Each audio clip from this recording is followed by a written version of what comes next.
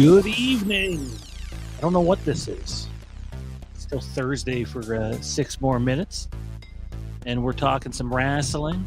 And then if you hang around to the end, there's going to be some Scream 7 rumors that I think is actually good news, but I think most of you are going to hate it. So, and then Johnny and I got a Game of Thrones bit to touch on at the very end, and we'll close out. But if you like your wrestling, then this is the episode for you. Joining us, he is the man behind the Bros Before Pros Twitch channel.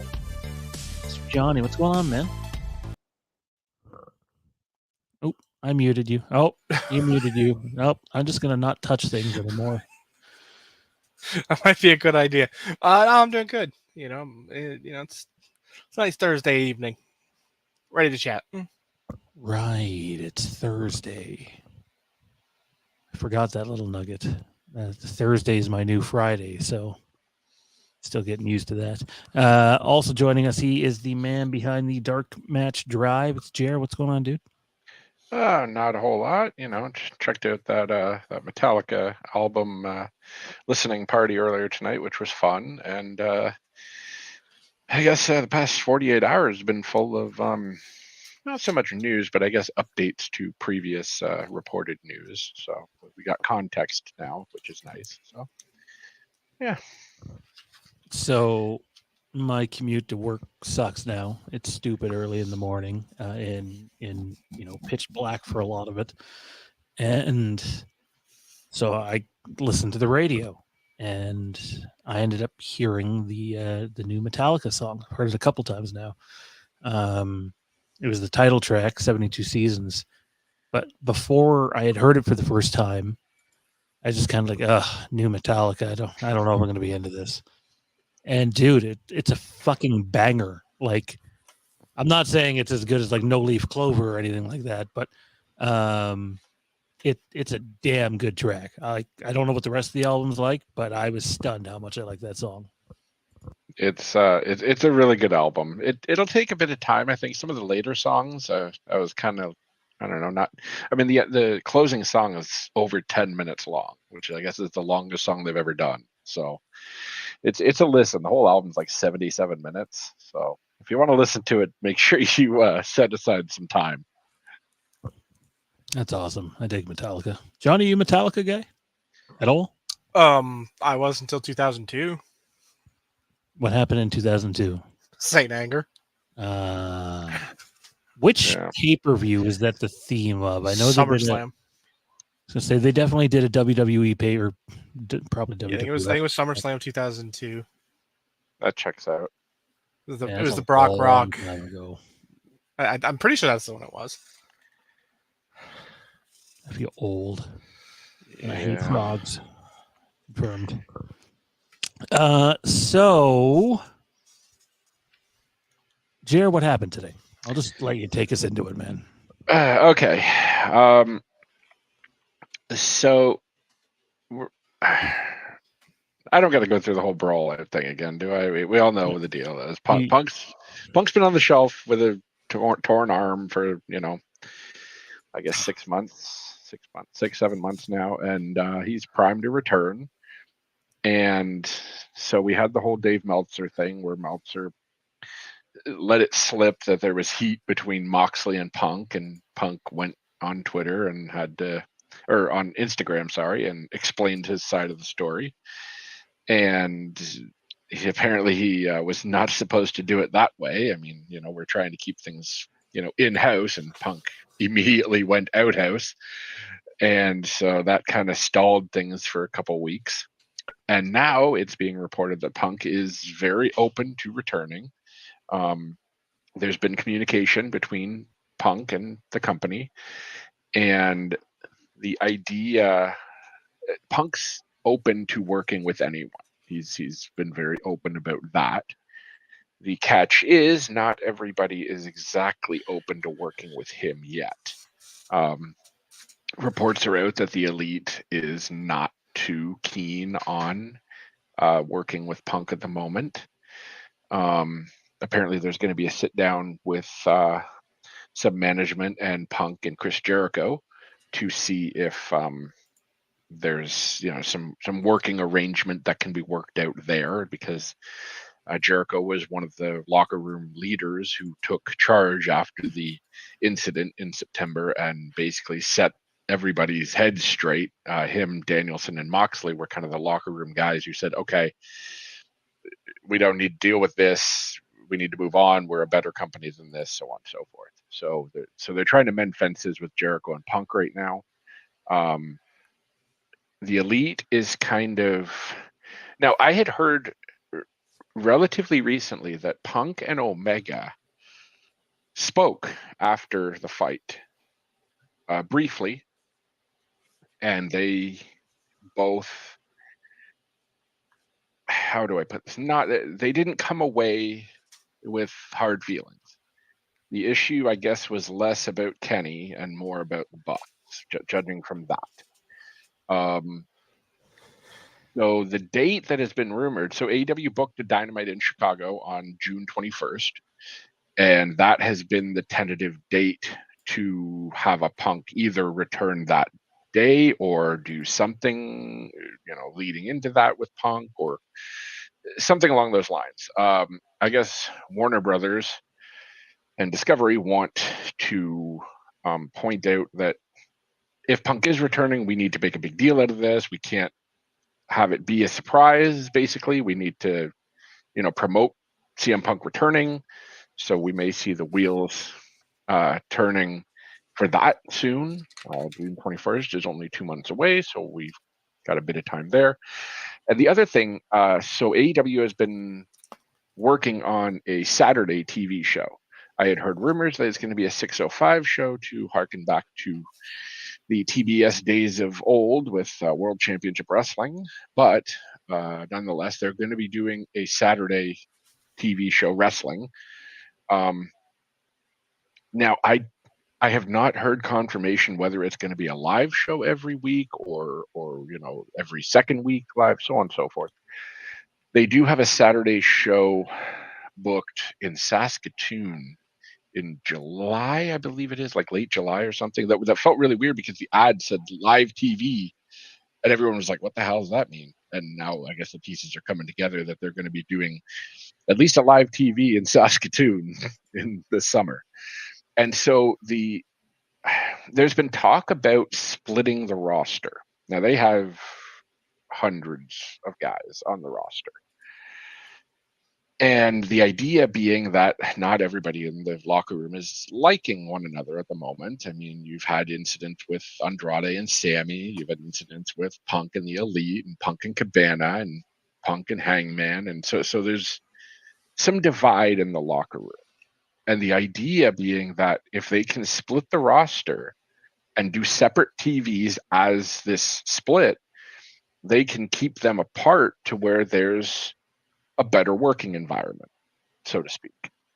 And that's kind of this subtle ploy behind this second TV show as kind of splitting the roster and being like, hey, everybody on this side can get along, everybody on that side can get along, and we can just move along as one happy family. And so the idea with the Elite not being keen on the idea is that as of a couple months ago, they were not keen on the idea. We don't know if there's been any developments on this. Matt Jackson's been working hard for months now. So I know they're doing the Blackpool Combat Club stuff right now, but I don't know how much longer that arm's going to be functioning. He probably needs to take time off, but that's a whole nother story. So yeah, like it's kind of at a stalemate, but the wheels are moving as far as the Punk camp goes. And Punk has been pointing out very publicly, him and FTR have been pointing out, hey, we want to work with the Elite. We're totally cool with it. We want to do business. And that's nice and all, but it takes two to work a program. And the Elite have not said a peep at all. Pretty much this entire thing. Kenny won't speak on it. The Bucks have not spoken on it. And with Punk and FTR being very vocal about this, there's two thoughts. They're doing it for the benefit of the company and want to work an angle with the Elite, and kind of build this story that's already there. They don't need to do anything to this story. It's there. I love the And next part you're going to say. I'm going to try not to laugh, but go ahead. yes. So Dave Meltzer, I will credit the source, pointed out that there could be a different reason behind Punk and FTR doing this. Now, Rampage spoiler coming up. I'm going to spoil Rampage in 3, 2, 1. FTR announces on Rampage that they have signed new 4-year contracts with AEW. And when those contracts are up, they're retiring. They're done. They've done everything they can. So they got 4 years with AEW to enjoy their time. That being said, the same cannot be said for Kenny Omega and the Bucks, whose contracts are coming up soon. Omega may have some extended time due to injury, but within the next 9 months, I believe was the time frame, Omega and the Bucks contracts are up. Now, the idea that Meltzer floated out, and I see what Meltzer is trying to say by this, but I also don't. I personally don't believe it. We got to talk before this show is over. Someone's got to fill me in on what the hell this guy's problem is with Punk. Like, other than the obvious shit, it just seems really personal. Yeah, Meltzer has weird personal vendettas sometimes. It's weird. Sorry to cut you off. Continue.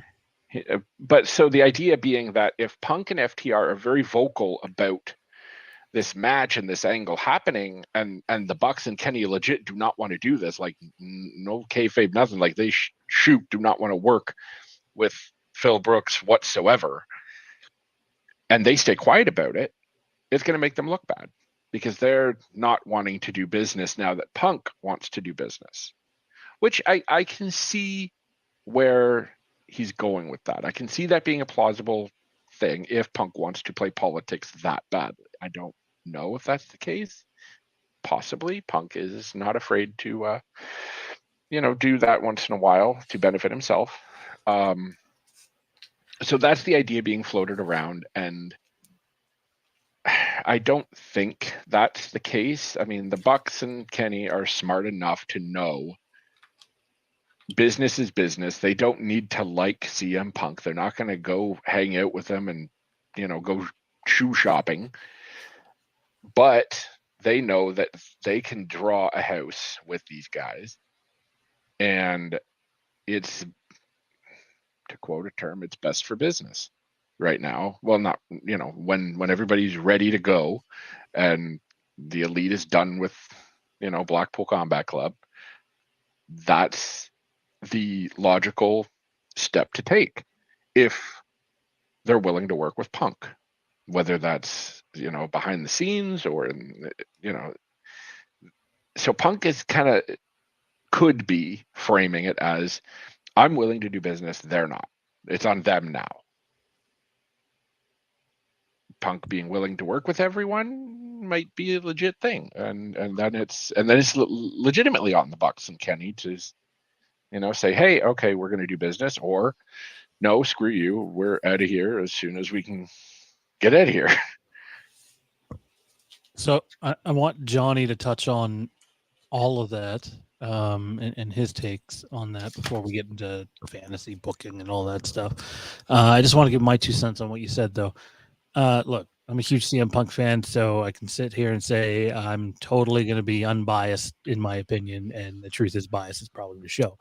But the way I see what happened is other people made assumptions that turned out to be incorrect, and Punk, being a hothead, handled it fucking terribly in an unhealthy manner, not once but twice, and then arguably a third time later that night. Although them storming in the dude's locker room, there's a bunch of fault on each side. Punk, though, did more. At the end of the day, when it came to actually pressing the red button and, jumping off the ledge and getting violent, and he did more. That being said, I seen what Sean Ross Sapp said today. If they are just like refusing to even discuss the possibility of working with Punk. He's not telling a lie then if it's true, regardless of the motive. Yeah. I mean, you need to come to the table to work. And if the elite are refusing to do that, then it's not on Punk. You know, Punk's willing to do business. And this is not the first time. I want everybody to stay. I don't want, yeah, for sure. Because I'm Team Punk, like, I don't want to see the other guys leave. Like, the company is there, a big part of them, because of them. And that's kind of what makes me go, man, would they not really, like, just put it aside for the sake of the company? Or are they that damn sure this guy's going to implode again and we're going to be in the same spot in 6 months from now? Well, that's an interesting sidetrack you just made me think of. Like, so Punk or Kenny and the Bucks turned down WWE back in 2018. Is their stock that much higher now with WWE doing an admitted hiring freeze since the sale? I mean, what are Kenny and the Bucks' options if they do decide to not resign and bet on themselves? And I mean, they have a place in New Japan. That's, you know, that's known. But I don't think they would run to WWE as far as, I mean, they're kind of in the same spot technically that they were 5 years ago. So that's also in Punk's favor of them not, you know, buggering off somewhere. Yeah, I just want them to do business at the end of the day. Johnny, you're going to touch on, hopefully you were keeping track of everything Jared said. I just got to ask the Jericho thing, because it's someone that, you know, maybe isn't as caught up to it or with what goes on behind the scenes. I think a lot of people read the headlines today as Jericho and Punk are going to talk to see if they can, like, work together as in the ring. But are you saying it's more of Jericho's locker room leader and him and, like, yeah, I don't know what management has to discuss if they've already decided that the return's happening tentatively. I think the idea behind that is more Jericho it would essentially represent a majority of the locker room that feel Punk went into business for himself and fucked up business and took the headlines for himself, and a lot of viable complaints. And I think Jericho's role would almost be, because I mean, Jericho's smart enough. Jericho would work with Punk in a heartbeat. He's been around the block. I think the meeting would be more Jericho representing the locker room and their concerns and making sure Punk is on the same page. And then if the locker room wouldn't believe Punk, they'll believe Jericho. So it's kind of, Jericho's almost a mediator in a sense between the locker room and Punk, rather than Jericho himself being a piece, if that makes sense. It's not a very favorable middleman to have if you're Punk, but you know, maybe we can convince. They've done business before. They're smart guys. Johnny, your take just on all that, and you know, what should happen here? I mean, it's a situation of, yet again, we're faced with one side of the story, and now it's the other side. You know, when all this happened, everything that was coming out was out of, you know, the elite camp, out of the elite side of the story, and everything was quiet. And I think that went on too long. You know, there was lots of chances where, you know, instead of putting the fire out, Punk added gasoline. You know, let the fire burn longer than it needed to. Yeah, and now, now we're in a situation where, you know, they haven't sat down and they haven't talked. So I think there's still a very important thing that is not established in this, and that's, you know, if there's one thing that has remained steadfast since it occurred, is the adamant fact that says the Bucks weren't the source. Who the source was, we don't know. But there's been no, no publicly any contrition or acknowledgement of that fact. And I think it's reached a point where he put so much dirt on their character that it became personal. And the thing is that what started out as something that was seemingly a miscommunication and a false assumptions on Punk's part, which, let's be honest, he is very prone to do. He's a very hot-headed individual. Anyone who's seen him in any circumstance for the last 2 decades knows that he is very, very quick to anger and very slow to settle. And that's all well and good when you're in the right. And if you look at the circumstances, like, at the end of his relationship with the WWE, he was in the right. Everything that played out there, he was in the right. I mean, other than his arrogance, he was in the right, on everything as far as, the medical side and things like that. He was in the right on all that. Was he in the right on his booking? Well, no, because unless you have creative control in your contract, you have zero control over that. And that's a reality. You can think that you're the guy, you can feel that you're the guy, but if the company says it's not you, it's not you. No matter what you think or feel. And that's something that he's never been able to come to grips on. Anytime he's ever sort of been pushed aside for someone else is when he goes off the rails. He started doing that even if you go as far back to like IWA. Once Chris Hero got up on the same par as him, then suddenly there was problems. That's when he made the jump to Ring of Honor full time. And once Ring of Honor started building its own stars, once Joe built his name up and all those other guys that started building their name up in Ring of Honor in that time period, I'm going to WWE. Built his name up there, did his time, and that next generation of guys, of stars, starts coming in behind him and starts slowly, I don't want to say pushing him out, but taking their place in the plans. That's when he started having problems with the creative, and let's be honest, he's very self-inflated. He took wrestling, a main event program with The Undertaker at WrestleMania, as an insult because it wasn't the last match on the card.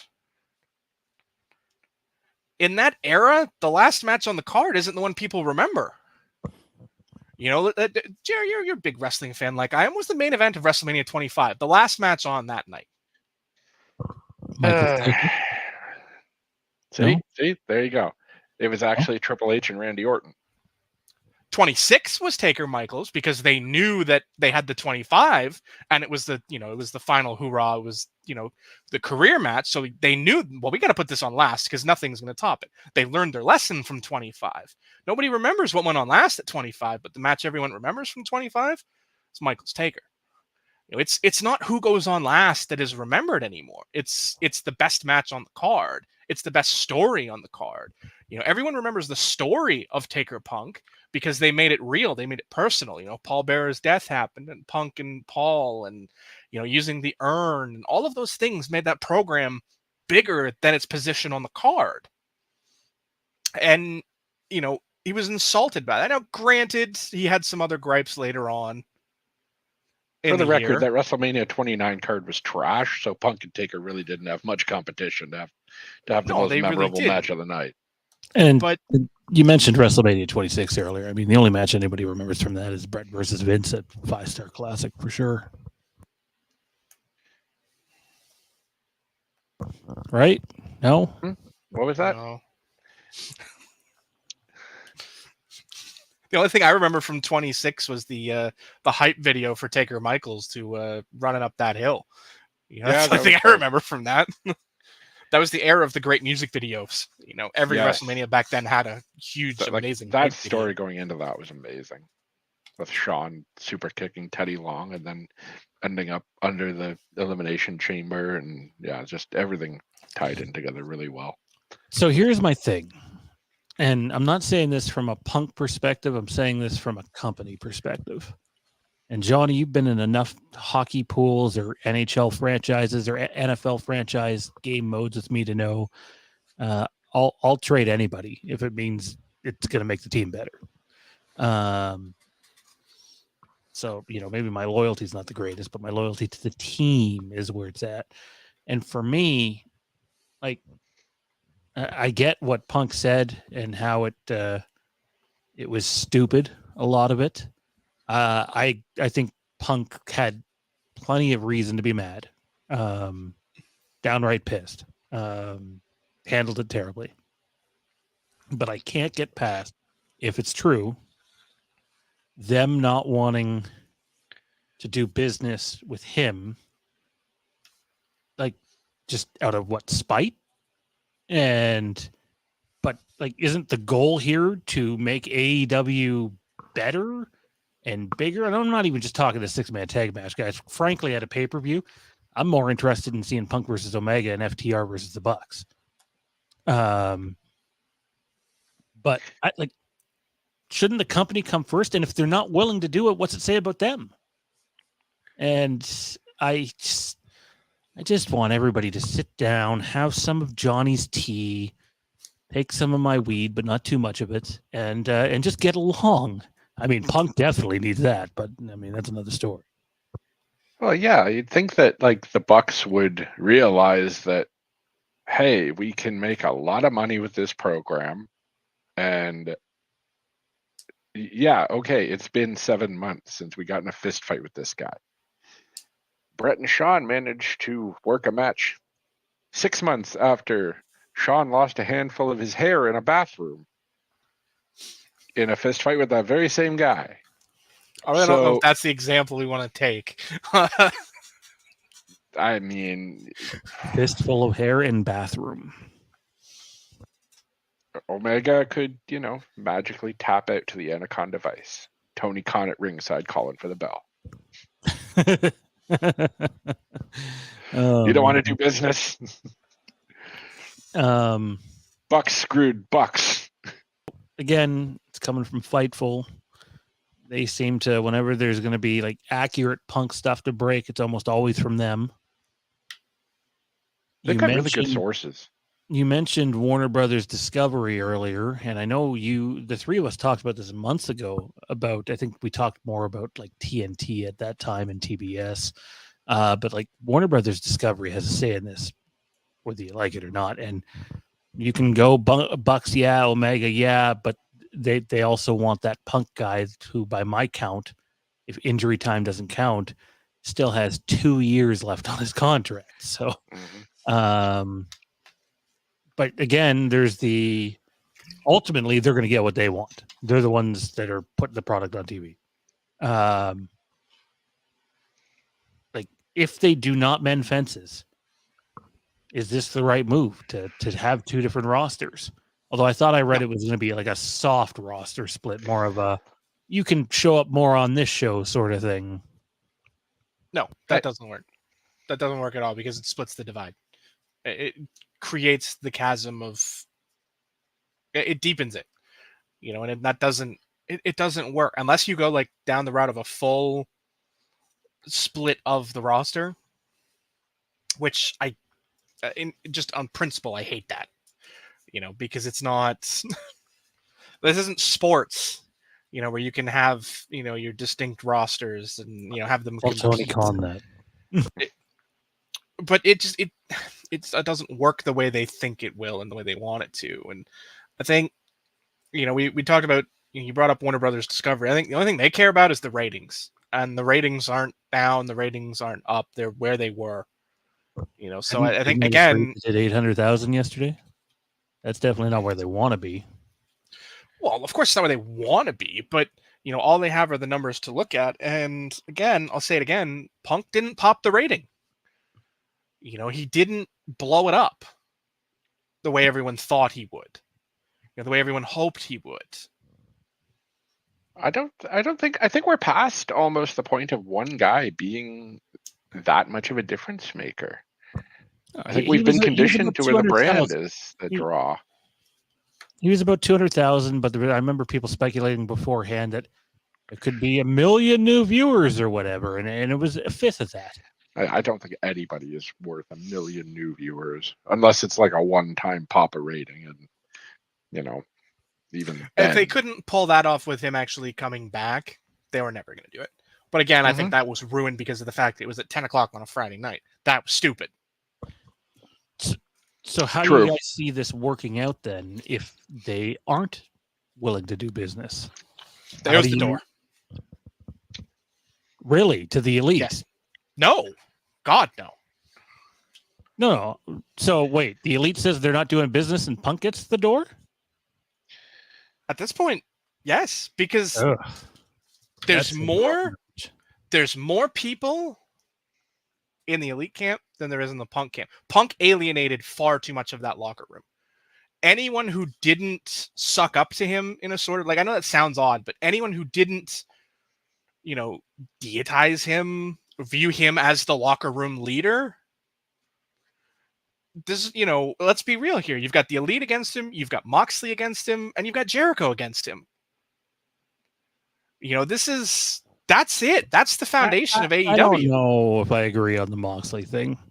Moxley is definitely more chill, and Moxley, I think, could be solved with just a simple, that's my bad. Let's move Moxley on. is more annoyed than, making business decisions based on Moxley is more annoyed he had to cancel his vacation because of the stupidity than anything else. Which he still has not gone on. So, I mean, I feel no sympathy for him. He's been back 7 straight months. I think the reason I say I got from today, elite, though, was whether the elite want him back or not, he's coming back. And that's fine. My question to you, though, was how do you work around that? Like, that's you just don't put them in a program together. This isn't, if you can't coexist in a locker room without interacting with them, then that's a much bigger issue. I don't think that's the issue at hand. It's the working a program. It's very different to say, I do not want to work a program with you than saying, I don't want you in my locker room. Yeah.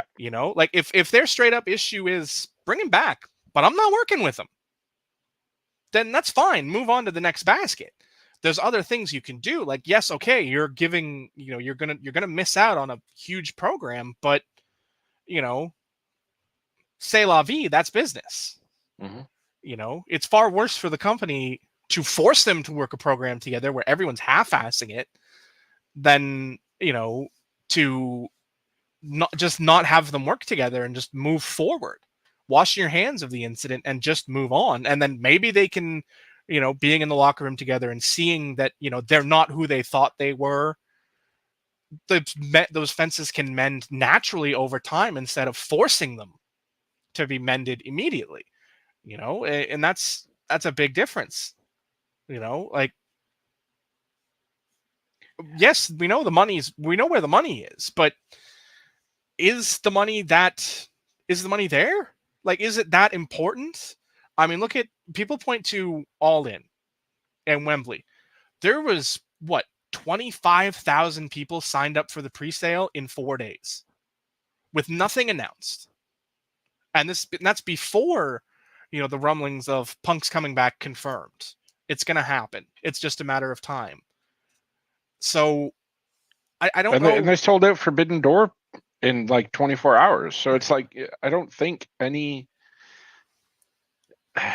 it's the brand now that is the selling point rather than, I need to see. I mean, sure, it could be some good walk up, but I don't think people are going to go to All In whether or not it's Punk and the Elite. Yeah. They want to see AEW, and that's what they're going to get. If that includes Punk, and then so be it. But I don't think it hinges on what will Punk help business. I think so, not to the extent of selling out. I mean, I don't think Punk could claim a sellout for All In, but I think he would help at least a bit.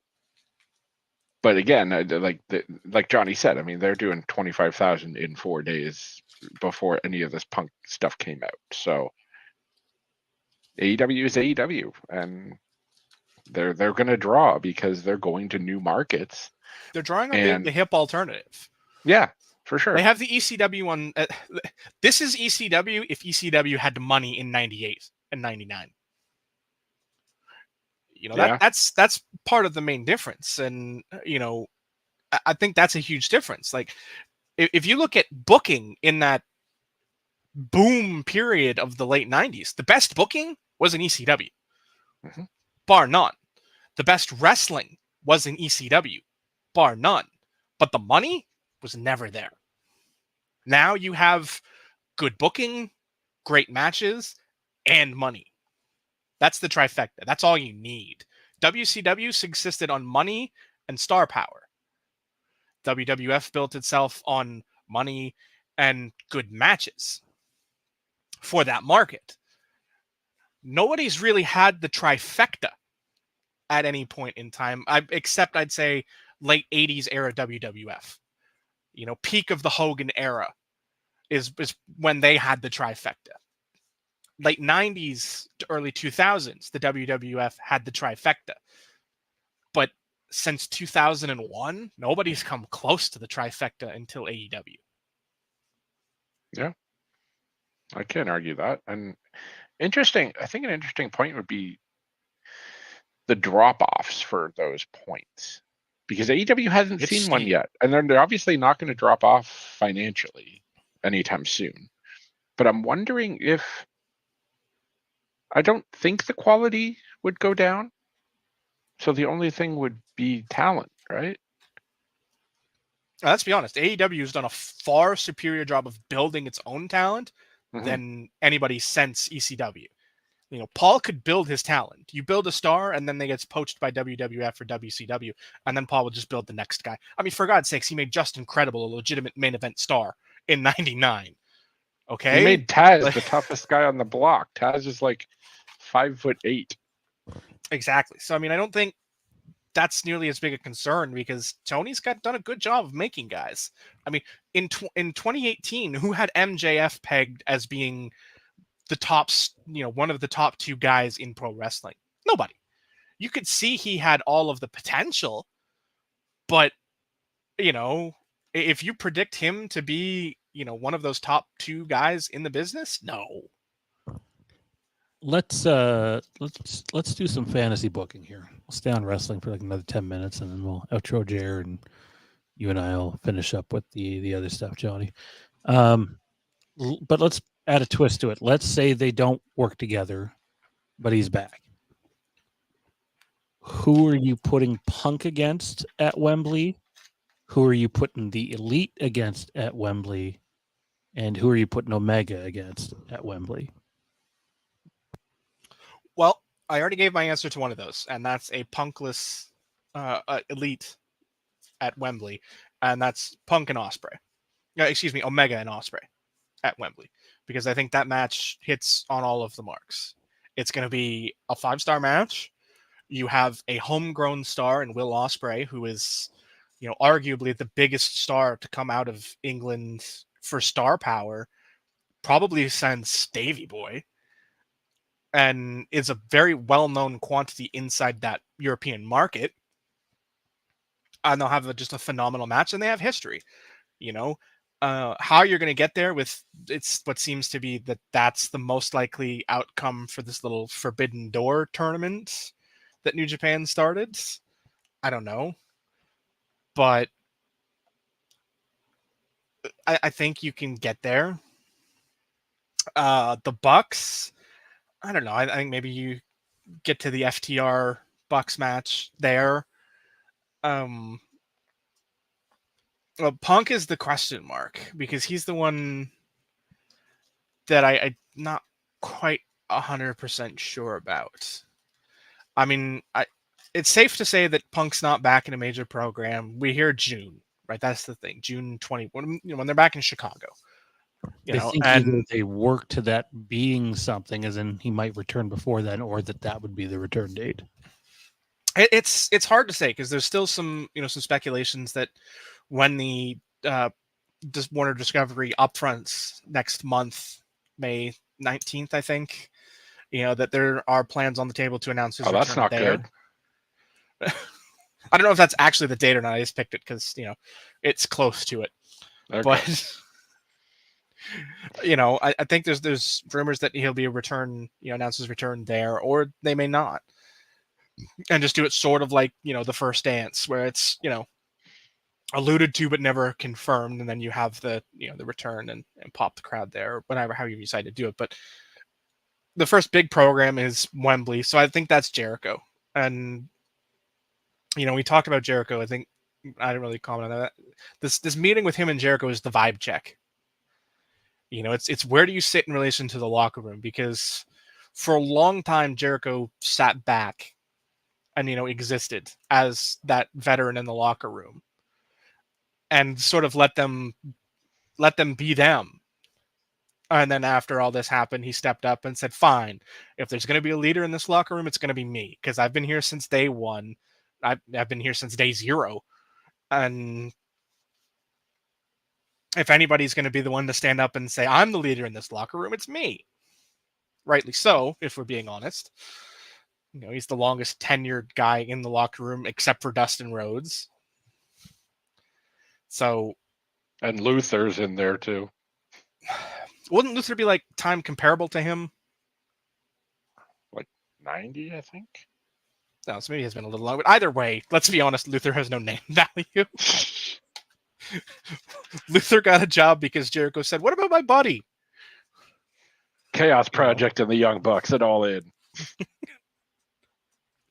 But, I think Jericho Punk is a good one because it has that international cachet attached to it, and you don't need really anything more than that. It was, it's a big program on the international market, and it's two top names in the business that everyone knows. So I think that's where you do that one. If they are on peaceful terms and willing to work together, then obviously that's where you have the 6-man, because it's the biggest venue. It's, arguably the biggest program. I heard Fightful today suggest Punk versus Omega at All In, and then the 6-man the very next week at All Out, which apparently is happening according to one of the Private Party guys, I think, or was it the Acclaimed? I think it was the Acclaimed. Yeah. Confirmed it being the next I only got to listen to a bit of it, so yeah. That's why I think you get more sort of cachet matches at All In. I posted over in Dark Match Drive, there was I decided to do a thing and post your way too early All In predictions, and I did that and didn't have that match anywhere on it, but had a lot of international talent in high positions on the card. Guys like Will Ospreay, guys like Pac.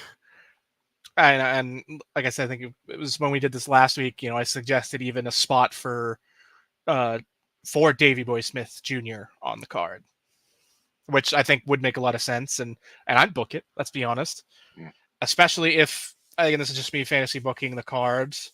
How about you give me Suzuki-gun versus whoever has the tag belts? You can't. It's dead. It's just 5 guys. I can't remember the name that they were. What was their tag name? Him and Lance? What were they? Oh shit. Something Killers? I can't think of it. That's gonna bother me. Right? Jerry, how about you, man? Who if they don't work, Killer Elite Squad. Yes. Yeah, but Killer Elite Squad against the tag champions. If they don't work together, who's Punk work with? Who's Omega work with? Who do the Bucks work with? I like Johnny's idea where All In is almost kind of like a super card that is separate from what you would see on TV, because you can't really do a 1-week build to All In with 1 week of TV. I do think you can do some.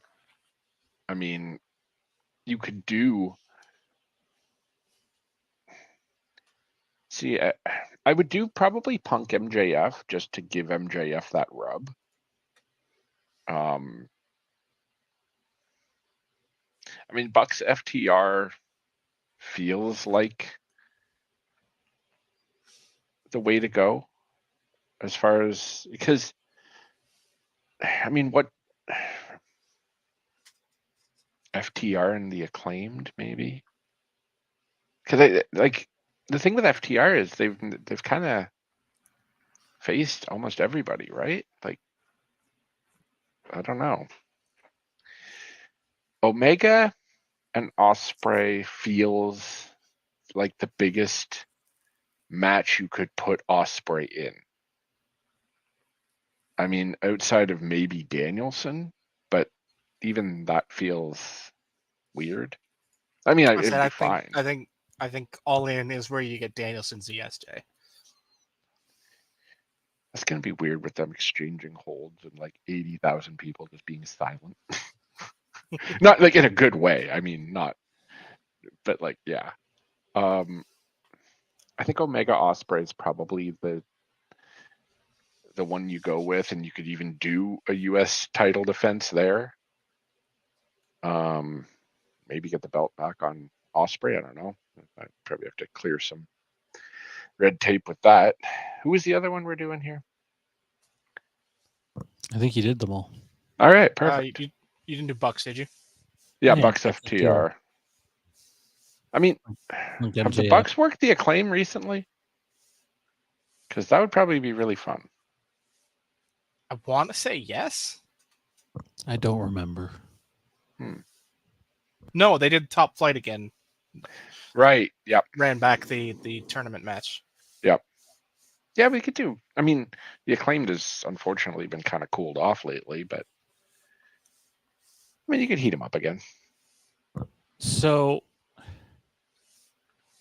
I have no idea what I would do. Punk MJF makes some sense. If it's not going to be like a super card and it's going to be their version of, their WrestleMania, if you will. The All Out being a week later is just so weird. Although I did hear them speculating today that one of them might not be pay-per-view and might be exclusive to. I should know this. I literally just did a video on this. Whatever the new streaming service is that WBD is doing. I don't know. It's replacing HBO Max, but it's Max. It's just Max. So they just dropped the HBO. Yep. Very creative. Anyway, that might make a little more sense, doing one of them on pay-per-view and then the other one as an exclusive to your streaming service. Well, they should have went with HBO Maxwell Jacob Friedman. That's good. That being said, Bucks FTR I would do. I don't know if I do Omega Osprey because I feel like I know you're not going to get that at Forbidden Door, but I just question how many of those New Japan guys will be on the All In card, with Forbidden Door being, what is it, like the month and a half before? Although judging from the tournament, we could get Osprey and Omega at Forbidden Door because Osprey is facing Tanahashi and then would have to beat either Archer or someone. And then, and then he'd get Omega at Forbidden Door. So it's possible. So I think Forbidden Door, you'll see a lot of more sort of multi-man matches. Like, like they did. I'm predicting you'll see TMDK, which I'm saying those letters, and you're probably like, "What the hell is a TMDK?" You told me last week, but I don't remember. I did actually drop it last week. The Mighty Don't Kneel, which sets up your ZSJ Bryan Danielson match for All In because it's 90,000 people. I think they're going to save some of those marquee single crossover matches for that, just because of that. New Japan has a big market in England, as does, just professional wrestling in general has a big market in England. Yeah. As long as Hiromu gets booked, I'm happy. What about like Osprey versus MJF? I had Pac in that spot. Yeah. That would be interesting. Give them a hometown hero against the champ.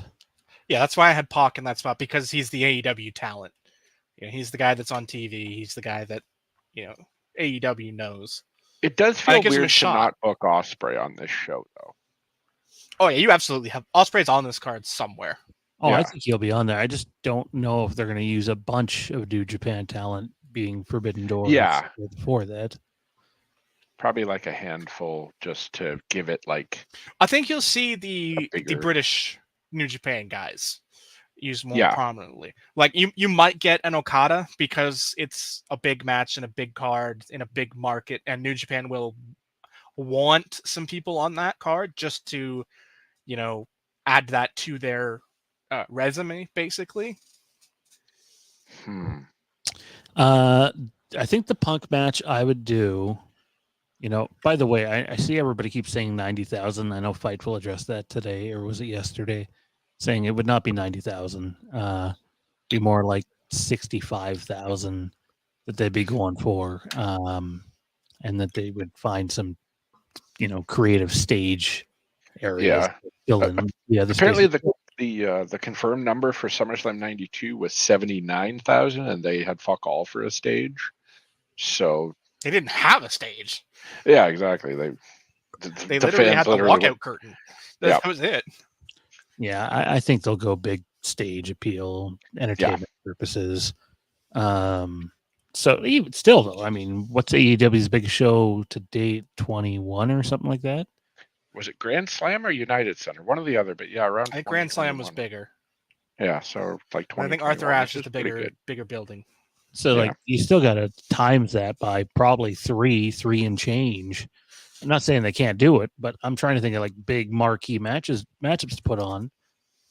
I think Punk Danielson sells. I mean, we got to see it twice in WWE, and that was 10 years ago. So it's been a while.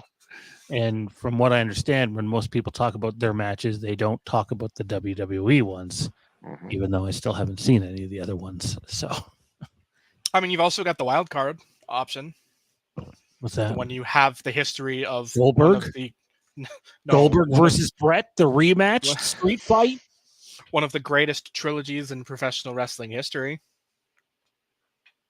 Samoa Joe Punk on that card? That'd be big in England, I think. Wait, who? Joe Punk? I was thinking the other trilogy that's better. Which one are you thinking? Omega Okada. Did they only go 3? Well, technically 4. They did the G1 match. I think it's more than that, but there's the 3 big ones and then the G1 that was kind of. Is there a massive name that AEW could pull in that's not related to New Japan? Not necessarily to be the main event, but to be, this guy shows up at WrestleMania name for them at All In. Is there a name out there? I don't know. I haven't been keeping up. Well, that's Goldberg. Pretty much, yeah. Goldberg's the only free agent that. And I don't think that's a problem, because if there's one thing Tony's done decently well, it's book the legends. Sting has had a career resurgence while doing absolutely nothing. Yeah. Except try and kill himself at least once every match. He does a dive here and there. It's okay. Goldberg, Wardlow, I'm guessing. I don't even think you do that. As long as you put Wardlow over. Yeah, definitely. I don't think it's something like that. I think it's one of your more loudmouth guys. I could see like Goldberg and QT Marshall. Book it. I was actually going to say Ethan Page. That would be fun. Because I think Ethan could work some great promos ahead of that. With him and Stokely and building up to that. And plus, think of what was one of Goldberg's best matches out of his entire return in the past. How long has it been? Like 7 years or whatever. Like the most recent return since the Brock match going forward. The Ziggler match? The Ziggler match, yeah. And that's a perfect role for a guy like Ethan Page. You could book that exact same match and put Ethan Page in that role, and it gets Goldberg everything. It gives people, they don't want to see a Goldberg match. They want the Goldberg experience. And as long as he's hitting spears and doing his whatever, and they get Goldberg and they're happy. And he's a name and he'll draw, even in 2023. Yep. I gotta imagine they're gonna play a few of those cards, even if they're like one night only appearances. No, that was in '97. That didn't go over well for the English market. Let's It- piss on our biggest homegrown star from this country and make him look like a bitch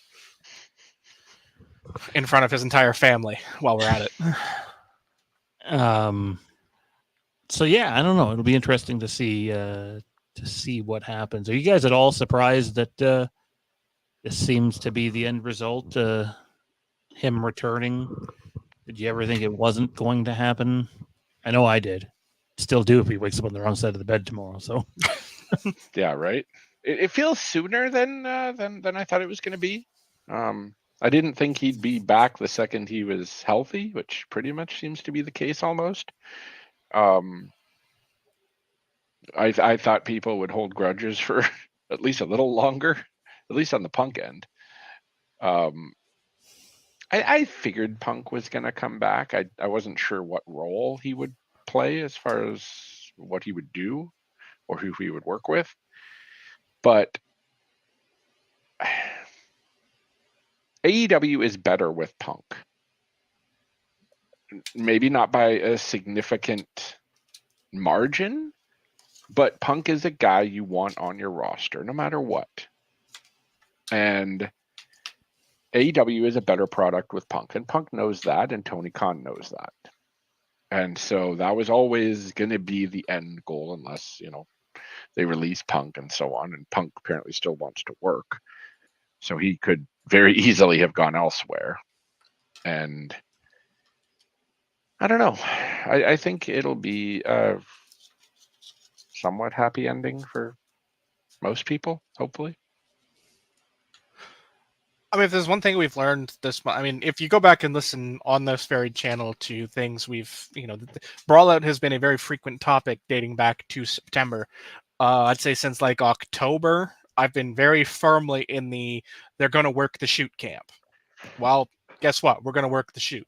So, I've been saying it since October, and now it's coming to pass. Whether or not we go all the way to work the shoot and, get the Elite versus CMFTR, I don't know. But they've worked themselves back into a place where it looks like Punk's coming back, which is what I said all along. He is very fickle. We know that. I mean, this time it was reading a book that made him decide I missed the locker room. Okay, great. Let's feed this guy autobiographies for the rest of his life, I guess, about pro wrestling. I mean, it's going to be interesting. I mean, they're definitely better with him than without him because there's so much untapped potential. Look at his program with MJF was great, and there's still a host of great young talent there that he can work with that he has never been opposite in the ring with. And I want to see him work Darby again, but as a heel. Ooh, that would be fun. Heel Darby, I would really like. I'm over Darby Allin. What? I like Darby. I'm over Darby Allin because Darby Allin gets over by trying to kill himself. And I don't mean that facetiously like Sting doing dives onto crossbodies onto 10 guys that are there to catch him. I mean Darby Allin is legitimately trying to kill himself in the ring. That Poison Rana he did on Wednesday, that is not... 8 out of 10 times that goes horribly wrong. And he ends up with a broken neck and paralyzed in a wheelchair.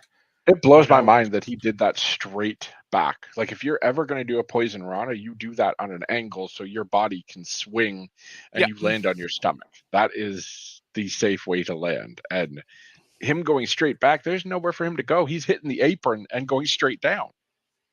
It blows my mind when I saw that. It's I mean, let's not even touch on the fact that the dude was literally hit by a car 24 hours before his match last Friday. It's... Darby Allin and life have a very tenuous relationship. And that's not in a dark and morbid way. It's in the man continues to find more and more ways to try and cheat death. I'm sure Jer remembers his matches with... the I Quit match with Ethan Page and Evolve. Yep. Where, it looked very closely like that man was legitimately going to not walk out of the ring that night. And he continues to keep trying all these new ways to do that. I mean, there was the body bag spot with Brian Cage a couple of years back. Oh, where, yeah. he just took that He that threw him on the F5 on the ramp in the body Yeah. bag with no way to take that safely because you can literally see nothing. With thumbtacks in the bag with it's. I'm over Darby because he gets over by cheating death, and only so far you can push that. Without it going badly. Like, is he great as a mid-card act? Sure. Because used properly, those spots can be done effectively without actually nearly killing yourself. I'm not saying I want to see like a 2-month program, but I'd love to just, a 3-week thing where Punk comes out, start shit with them, and I just thought I rewatched their match the other night, knowing that it was Punk's first match in God knows how long. And like, it's a really good match.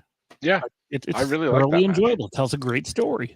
That's the thing. Darby's a good worker without all of the Mhm. extra bullshit. Like, he's a great worker without all that. If Well, he'd cut down on that stuff, like, let's be honest, is there any universe where a poison run off the apron to the ramp is a spot you need to do in a random opening match on a Dynamite episode? Fuck no. No, you do But it if in the he main pulls event. that out, if he pulls that out in the main event of Double or Nothing with Jungle Boy or Sammy Guevara, you're going nuts because that's leaving everything on the table and actually makes sense there. Did they announce the 4-way for Double or Nothing yet? No, but let's be honest. Is there any universe where that's not the main event? That's true. Again, I think if Blood and Guts happens first, I could see that match happening, and I could see the Blackpool Combat Club and the Elite doing that. But I guess they they'll keep Blood and on. Guts as the TV thing. They continually do that as its own special episode of Dynamite, and I think that trend will continue. Which, don't get me wrong, should it be on pay-per-view? Probably. Oh, I'm not suggesting. But I can see why they're not. It's usually right in between this time now. Well, usually it's not until like June. The first one was May 5th, and then the second one was like June-ish. So sometime early summer, I guess we'll get it. Yeah. But I don't know what they're going to do with it, because they could either do the women's thing, which everyone thought was where they were headed before the Elite and Blackpool Combat Club thing heated up, and now it feels like that's that's Blood and the Guts. There's direction. no doubt. Yeah. Mox is chomping at the bit. I want to do one again. Mm-hmm. And plus, I mean, that's where you can do the Hangman story, where Hangman's the fourth guy. You can literally do that as Hangman the fourth guy story right up to the match. Yeah. Have they made peace enough for Hangman to be the fourth man right up until the match? And if they really want to go nuts, I'm turning Hangman heel in that match. But that's just me. I was going to suggest that. I think that'd be cool. I think babyface Hangman has had its time. I think now's the time for him to go dark. And I think him turning on the Elite and going with Dawn, I think there's money there. I mean, if you're going to do the is Hangman the fourth guy, you got to send in like Brian Myers instead. Let's have a little bit of fun before you guys get off here. I wasn't sure if I was going to do this, but let's react to some random Twitter posts, just the top ones, on what stupid people are saying about the CM Punk stuff. It might not be stupid people; it could be very intelligent, smart people. I like that top one; it's very nice. Yes, the person who should be the TBS champion right now. Statlander. Is she still hurt? She's almost probably back, I think. I don't think John Wick is the answer to our problems. He could be. Let me know if you guys can hear this. That's it. No more CM Punk. He's a cancer. He embarrassed us. Could you hear that or no? Yep. I can also read the So he embarrassed AEW. This guy has to go. Fire him. Buy him out. He can't come back. That's it. Okay, I'm not saying he's a cancer. All I'm saying is you can't let someone come back after what he did. No one in the locker room wants him back. He's a terrible personality. No one likes him. So how can anyone work with him when they don't like him? That's all I'm saying. All right. I'm not saying everybody doesn't like him. I'm saying there's enough people, right? There's enough people that don't like him in important spots. That's it. Now, I'm not saying he's a terrible person, but there's no way AEW will bring him back. How do you know he even wants to come back? Right? You don't even know that. So give it a rest. Let it go. Oh, okay, look. Clearly he wants to come back, right? Look, I'm not saying he doesn't want to come back, and I'm not saying he isn't going to come back. But why would you ever expect Kenny Omega and the Young Bucks to work with them? I heard nothing. Nothing at all. You hear that? Huh? I'm not deaf. I heard nothing about the Elite wanting to work with CM Punk. It's not happening. It will never happen. Why even want it? FTR versus CM Punk and the Elite. Are you stupid? Did he just say FTR versus CM Punk and the Elite? I think he did. Oh, he was a little off. I mean, he's got the timeline pretty right. He's not wrong. Oh, I like the Dragon Ball Z fans out there. See me again, didn't you? If you can't read the text, it says CM Punk when the Elite sees him backstage at Dynamite in Chicago. You thought you'd never see me again, didn't you? Well, too bad. I'm alive. I love that moment. And then he just starts killing people. Love it. Savage. Does that make Brandon Cutler Krillin? So would that make what's his face there, Nakazawa? Oh, he's definitely Chaozu. Chaozu? I was gonna say Skinny Yajirobe. No, I'm gonna say Chaozu. He's the mascot. It's not showing any. Okay, so this JD from NY guy said CM Punk will be back with AEW. There's absolutely zero chance he's not at the Wembley show for All In, although that was like a day and a half ago.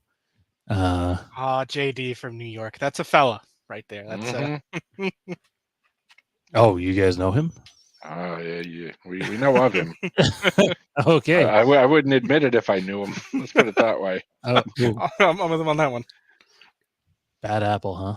He's on the Zero News scale, which is yeah. What's the oh my god, what was his name? The Star Wars guy, early 2000s? Fake leaker guy. Big dude, internet guy. Super Shadow. Yes. They're very Super Shadow. Oh, man. Yep. Man, that guy fucking fooled everybody for a while. Yeah, so did JD from New York. No. Maybe I'm thinking of someone else. I could have swore. I must be thinking of someone else. Is there someone that has a similar name or tag to that guy that was allowed to be backstage for All Out? I just seem to remember somebody from the press scrum having a name like that. I don't remember. He might have been. I don't know. I can't remember if he's actually affiliated with the site or not. Huh. I'm loving all these Meltzer ones, though. Yeah. Where? So hang on. There's that one right there. The CC one was a good one there. They're both pretty good. There's the Fadi Marza one there. Yeah, right there. You want to read it, Johnny? CM Punk blinks. Dave Meltzer. Punk's an alien. I don't believe he really blinked. I know there's a clip of him and fucking. This one's good too. CM Punk saves 10 of the cutest puppies from a burning building. Dave Meltzer. CM Punk's only trying to fool the public into thinking he's a good guy, but he's not. He's a very bad guy. Such a mean guy. I thought he was going to go the route of he wanted to make a coat for his wife.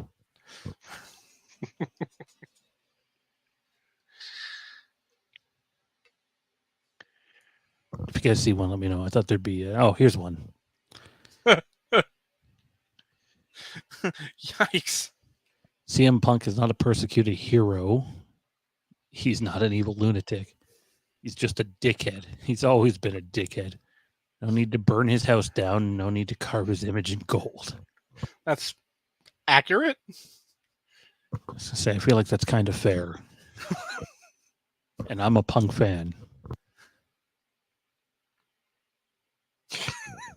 I just Dax, say that Uncle Dax is the greatest Twitter follow in pro wrestling right now.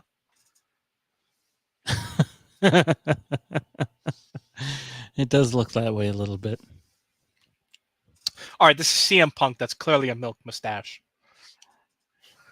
Or maybe he finally caved in. Nah. Punk, you're welcome back, but you can't be straight edge anymore. Oh man. I thought there'd be more good ones on here. My phone definitely gets a little bit of a different feed.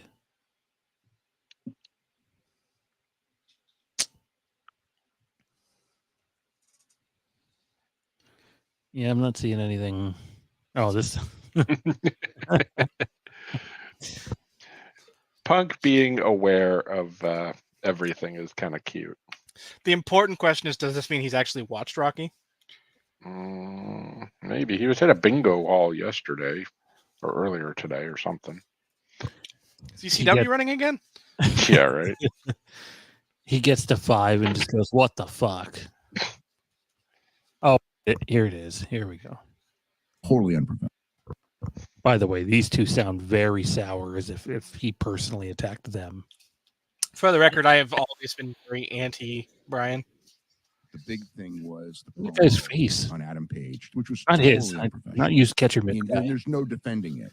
The other But guy. because he was never punished, which is one of the problems with this, is because he was never punished for it, it created a lot of heat that got worse and worse and worse. If he had been told, if like he had done that promo and Tony would have said, dude, you know, you're going against the script, you're going to sit out for a couple weeks.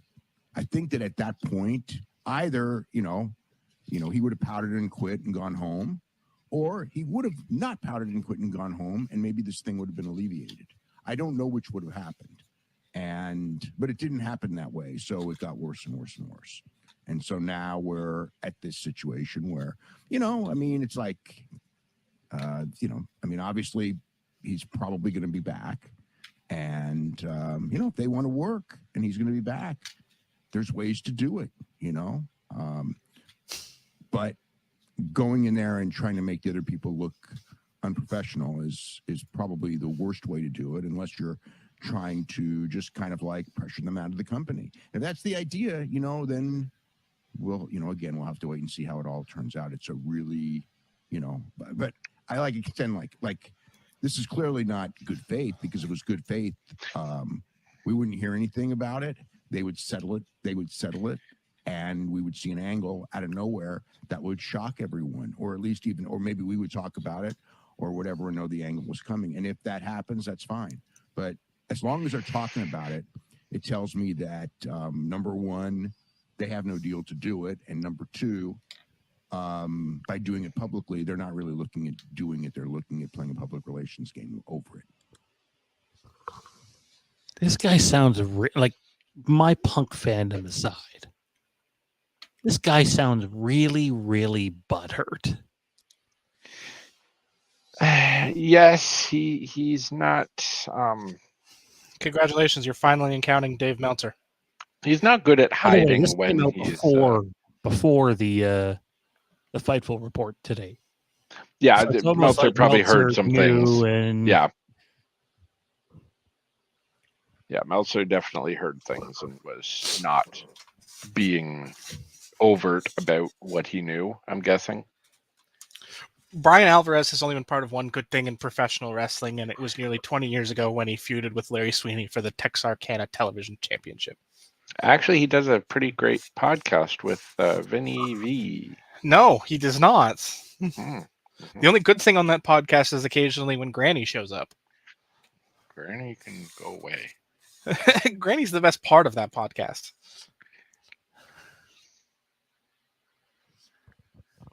I was trying to find it. I can't find it now, but that little skit we were watching earlier, that skit that we were watching earlier is actually that dude doing Brian Alvarez. It's all shit Brian Alvarez has said. Yep, sounds about right. Yeah, I don't know. I trust Meltzer more than Alvarez. I've never known Alvarez to have the best sources.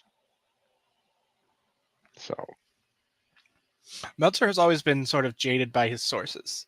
mhm. You always get an idea of who's feeding him things based on the things he writes. Yep. So He's not good at hiding it.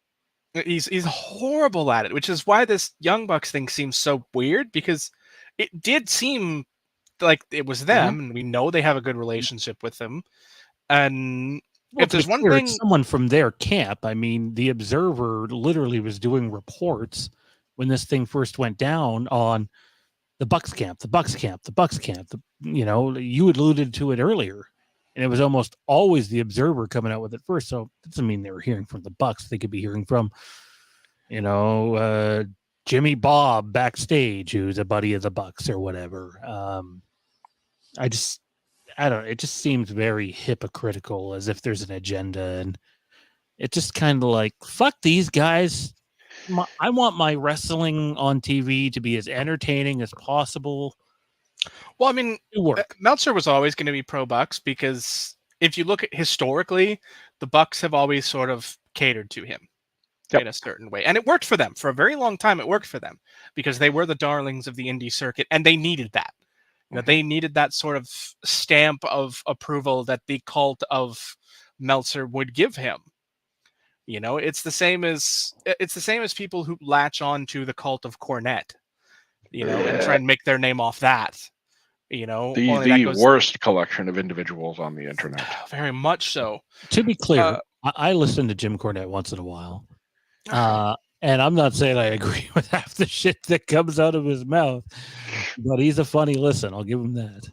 Oh yeah, for sure. Also, some terribly outdated views on life, but and the nicknames that people latch on to, like gospel, and I it's seen it in the just chat earlier. Even though I'm pro punk, I wasn't going to go and say that.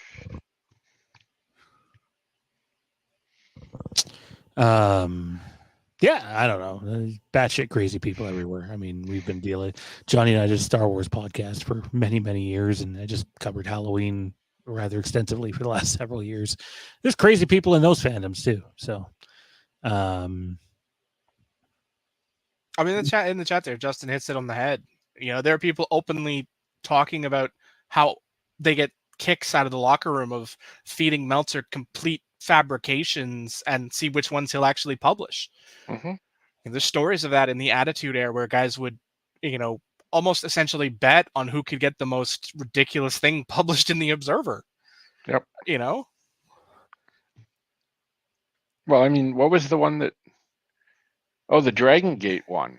Just this past year, somebody reported Dragon Gate's booker was Nosawa, and Nosawa worked for Noah. Yet Meltzer ran with this idea that Nosawa was booking Dragon Gate for months because he got an email from someone claiming to be Kaito Ishida. Yeah. And he finally ended up retracting the whole thing and admitted, hey, I screwed this up, which is kudos to him for admitting it. But I mean, it was a pretty big story to fuck up.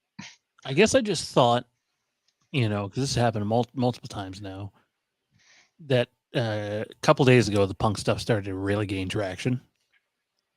And I'm not talking about today's report, but I think it was yesterday's or the day before.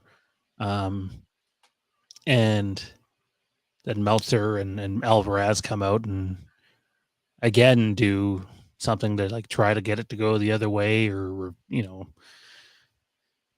and I kind of thought they wouldn't, do something like that again. I thought it would be a little too obvious. I don't know. It just seems like there's an agenda, and I don't see how that's good for the company at all, personally. But that's just me. Meltzer wears his biases like a badge and doesn't like being called on them. He'll double down and triple down and quadruple down on it before admitting he's wrong about something, anything. So, it's it's unfortunate, that this situation is being blown up to the level of, the build up to the screw job in Montreal, and it's not even remotely close to that. There's so much more stuff that used to go on in locker rooms before. This is the first time it's happened in the social media era like this. But, locker room fights are par for the course. Mm-hmm. All right, guys. Well, we're going to wind down here. We definitely stayed a little extra. Johnny, I'm going to keep you about another 10 minutes. That's okay. Jer, in the meantime, man, where can everybody find you at? What do you got going on, and how can they get in on it? You can find me on Facebook, the Dark Match Drive, a wrestling page that I run. Endless content covering the entire world of pro wrestling, from Japan, Mexico, America, Canada, all over the world. Dozens of posts a day, plenty of discussion. We're at 215 members, which is awesome. There's a Discord where we do some live streaming for wrestling. Kind of picking up that lately, so the Discord is always a good time. There's a Google Drive with almost 5 terabytes of pro wrestling for $10 a month. If you're interested, hit me up on the Facebook page. If you're into old school wrestling, I got plenty of stuff on there. Memphis, Mid-South, Ted DiBiase punching people in the mouth. I got it. Yeah, just all wrestling all the time. Come check it out, Dark Match Drive. Awesome, man. Thanks for doing this. And Thank you. For those of you wondering, we're currently trying to figure out how we're going to be covering stuff weekly, and wrestling's going to be a part of it on the channel. I'm not saying we're never going to talk Game of Thrones and Star Wars on Fandom Empire again, but they have their own specific channels now, so you can go check them out. Legacy of Star Wars, if you're a Star Wars fan. Wow. And the Legacy of Westeros, which honestly was off to a screaming start this week, so appreciate the support over there. Jared, we'll see you next time, man. All right. Have fun talking about Scream 17 or whatever it is. Oh, they're not going to like what we're saying, so. All righty. Scream, I'll touch on at the end. Forgive the show change here in the show look, but I'm going to get this as close as the video as I can. What do you know? It's a whole new show. All right. So I'm here with Johnny, Bros Before Pros, man of the Twitch channel. He plays all sorts of things over there. I don't know what he's playing. What are you playing lately? No, I'm waiting. I'm in a holding pattern. We're finally getting close to the new alpha drop for 7 Days to Die, so we're kind of waiting for that because we're gonna have to restart all our games and stuff and save. So I'm just waiting on that and hoping it drops in the next 3-4 weeks. Excellent.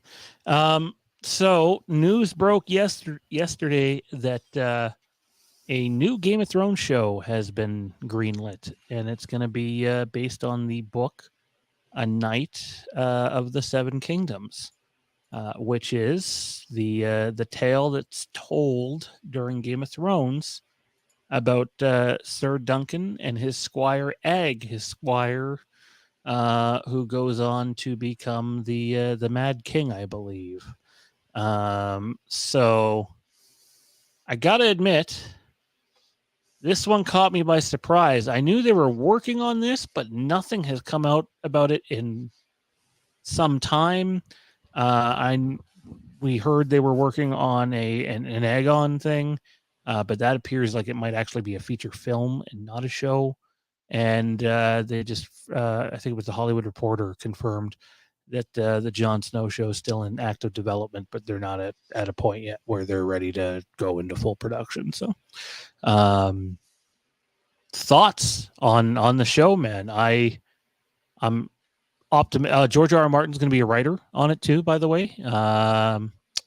So those of you waiting for Winds of Winter, if he gets, if that doesn't happen anytime soon, you can blame him for something else. I'm open to this tale.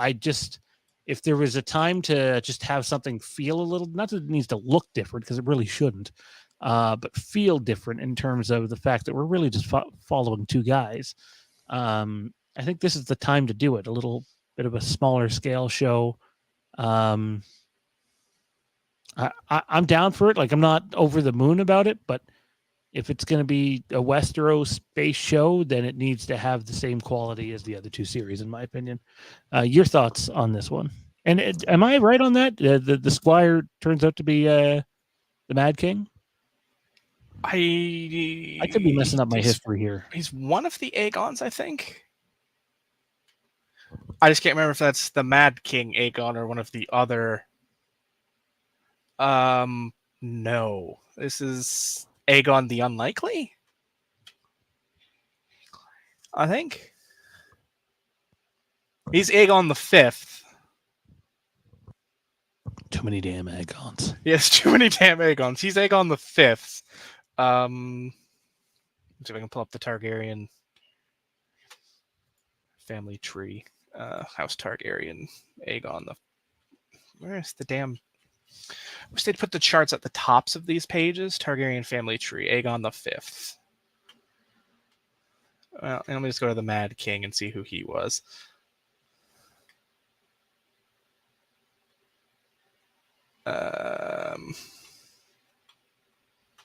Wow. You need to live over there? I'm just trying to sort my way through this. It's a pain in the butt kiss. He is a future Aegon. The Mad King is the Mad King was King Aerys, so it's not an Aegon. Aerys II was the Mad King. So not an Aegon. But he does become a king. But the interesting about Sir Duncan the Tall is that he's presumed to be Brienne of Tarth's great something or other.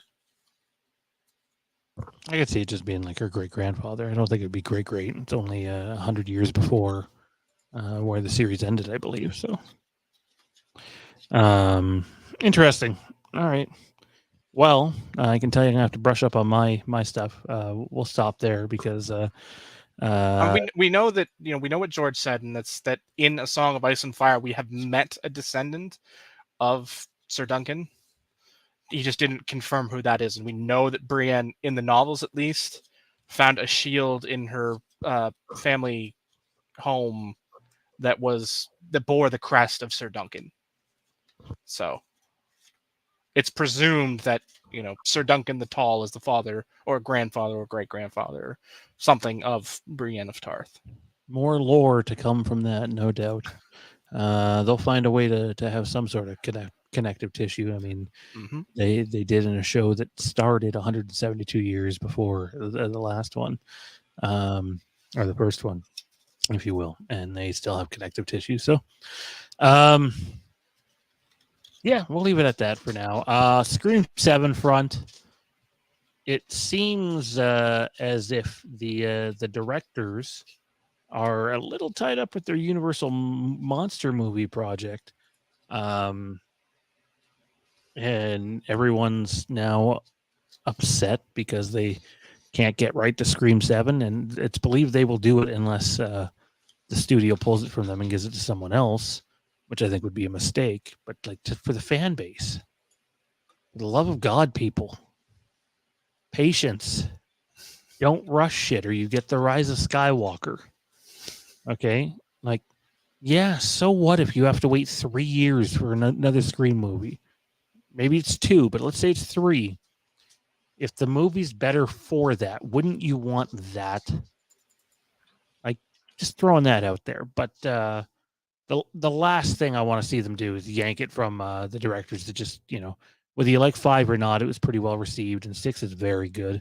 And I just think it would be a massive mistake to pull it just to hit a release date. So hopefully that doesn't happen. That, though, have I been muted this entire time? No, I've heard you. Now you're muted. Oh, okay. I was like, wait, have you just been sitting there pretending you hear me, but you're not hearing anything? That would be mean. Anyhow, that's going to do it for us tonight. Thanks for coming out. Fun late night stream. Talked a lot of wrestling. Next one we do, there probably won't be nearly as much wrestling. We'll dive into some other stuff. Mike and I have the Overlook coming back. I don't know if it'll be next week or the week after. They will not be live shows for the first little bit. They'll be recorded shows. So be on the lookout for that. Check out our other YouTube channels. It would mean a lot. We're going to get a following over there. You're looking at the Legacy of Westeros, your one-stop shop for all things Westeros. And you're also looking at the Legacy of Star Wars. See what we did there? Yes. We dove into the Legacy stuff. Check us out. YouTube. It's appreciated. We're also on Twitter. I don't know if I have that shit here, though. So, I do. At the Legacy of SW on Twitter, and then at Legacy Westeros on Twitter as well. And then, there's this channel, the main channel, patreon.com/Fandom Empire, at Fandom Empire Now on Twitter, Fandom Empire Now on Facebook, all that good shit. Johnny, what do you got coming up on Twitch, man? Nothing planned in the imminent. Nothing at all. Nothing in the imminent, no. You're just going to go back to playing Stanley Cup hockey on the SNES. What a terrible fucking game that was, with weird ass graphics and a rotating rink and like, oh my god, give me Blades of Steel any day over that nonsense. Fuck. And don't even get me started on the hockey team that I've only watched 2 full games of this year, and I'm probably going to be pissed about 2 weeks from now. I shouldn't be. I've set myself up to not be pissed. And 2 weeks from now, you guys will hear me all pissed off on here because they lost again. So, anyways, that's Johnny over there. Tommy B somewhere. People are other. Probably sleeping. He might be. He might be. Good night, people. He woke up just to make that face.